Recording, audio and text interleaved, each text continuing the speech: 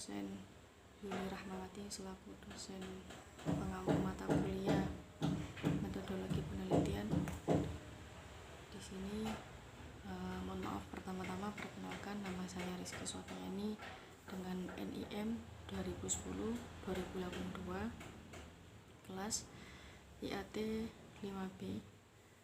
Pada mata kuliah tersebut di sini saya akan mempresentasikan tentang judul atau proposal penelitian saya, di mana saya mengambil sebuah tema atau judul tentang analisis ayat-ayat hoak dalam Al-Quran dan relevansinya dengan masa kini, yaitu ini dengan studi komparatif antara tafsir Al-Misbah dan tafsir Al-Munir. Baik, untuk yang pertama tentang pendahuluan atau latar belakang kenapa saya mengambil tema tersebut.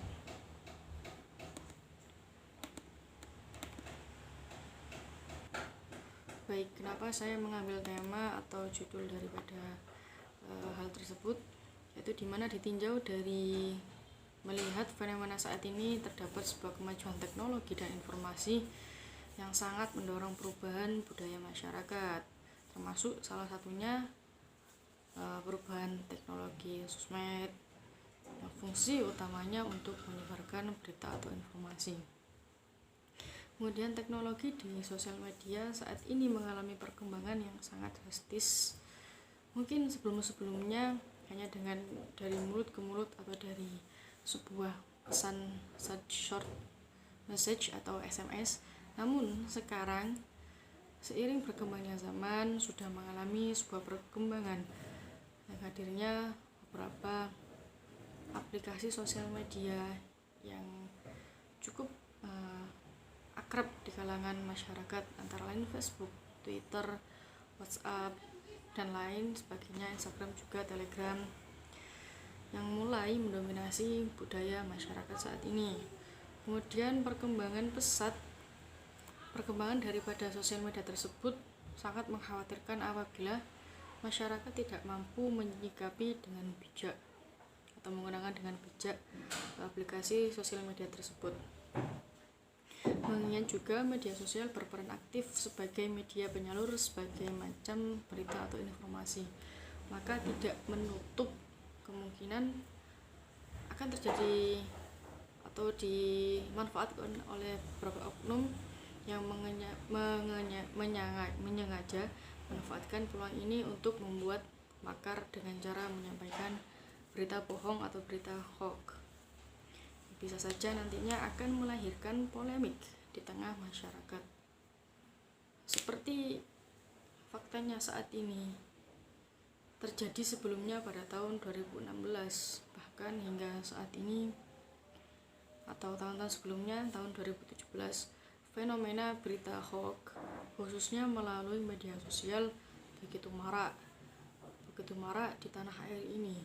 Mirisnya, sejumlah berita bohong atau hoax yang menyebar tersebut diyakini kebenarannya dan menjadi konsumsi banyak masyarakat, sehingga dampak dari keberadaan berita hoax itu muncul sebuah kehebohan di tengah masyarakat, ketidakpastian informasi, dan menciptakan ketakutan massa, bahkan juga menimbulkan sebuah perpecahan di tengah umat beragama. Kemudian hoax merupakan kata yang berasal dari bahasa Inggris yang memiliki makna olok-olokan, cerita bohong, dan senda gurau.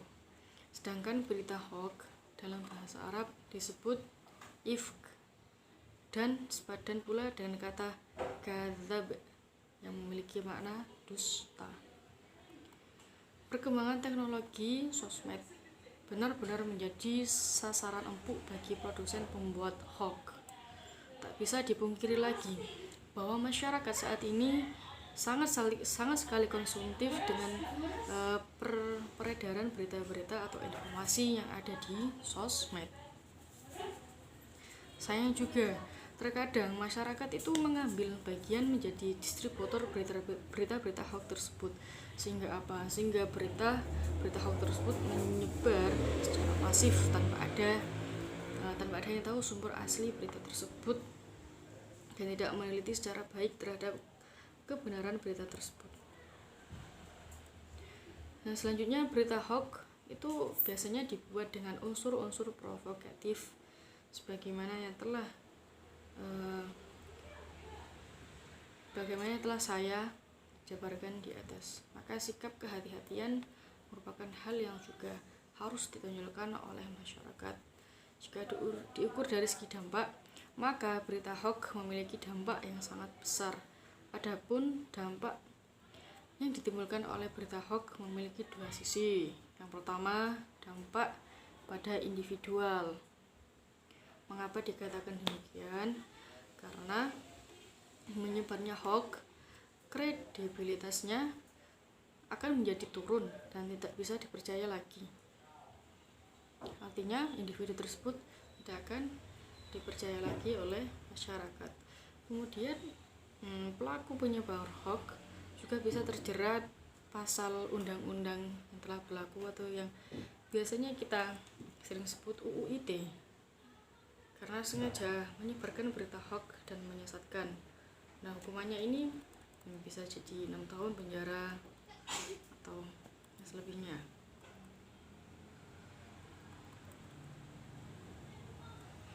Munculnya hoax di tengah umat Islam dapat memberikan dampak negatif yang besar apabila kita terus-menerus bersikap apatis terhadap hoax tersebut.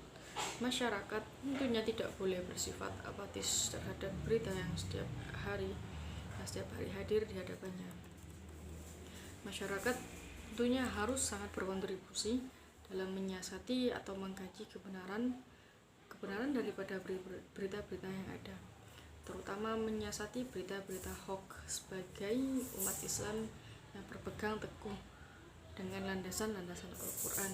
Maka perlu bagi kita mengkaji permasalahan mengenai berita hoax melalui tuntutan yang ada pada Al-Quran, sehingga nantinya akan menuju ke sebuah pemahaman bahwa berita hoax itu dapat membuat bobroknya keimanan seseorang apabila tidak disiasati atau dikaji dengan baik.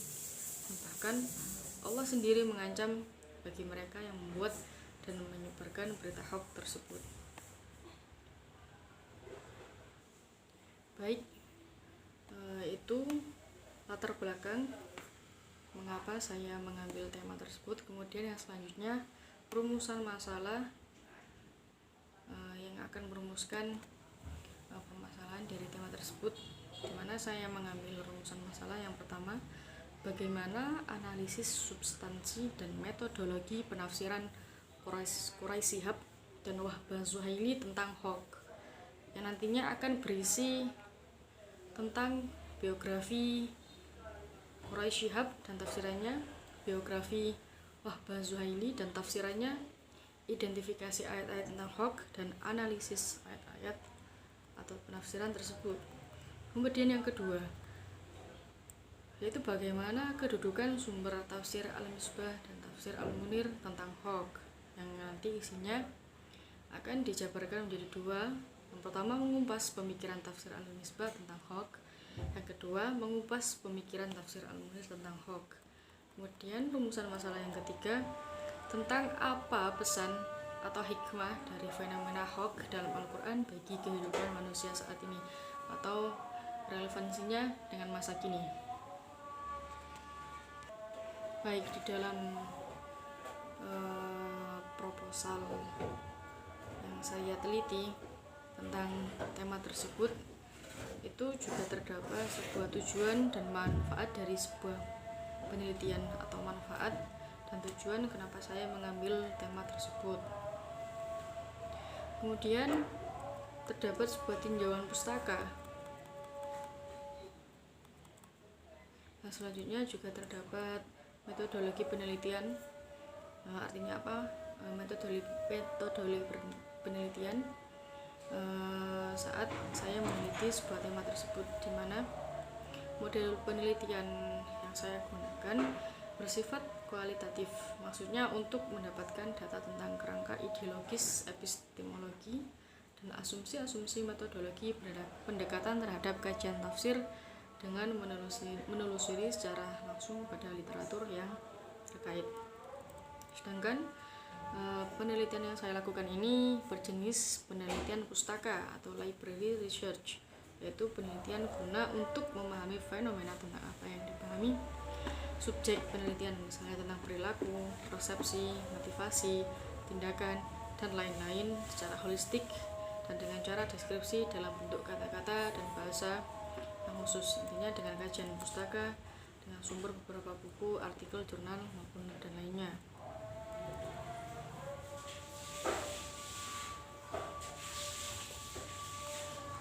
Kemudian juga terdapat metode analisa, di mana kegiatan penelaah, pengelompokan, sistematif, penafsiran, dan verifikasi dari sebuah data agar sebuah fenomena memiliki nilai sosial, akademis, dan ilmiah.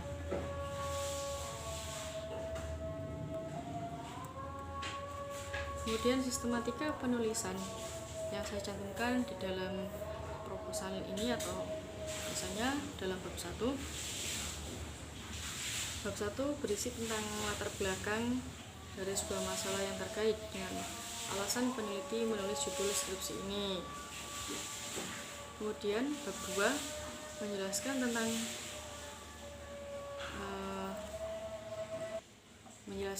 bagaimana analisis substansi dan metodologi penafsiran Quraish Shihab dan Wahab Az-Zuhaili tentang Hawk yang tadi sudah saya sebutkan, dibagi lagi menjadi 4: biografi, identifikasi, dan analisis.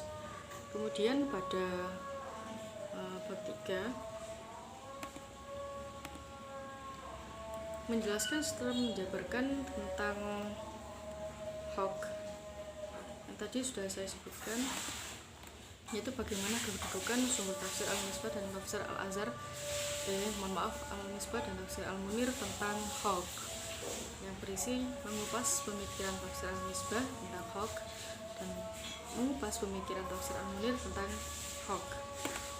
Baik, seperti itu. Kemudian bab 4 berisi tentang analisa yang terkait tentang penafsiran antara tafsir Al-Misbah dan tafsir Al-Munir.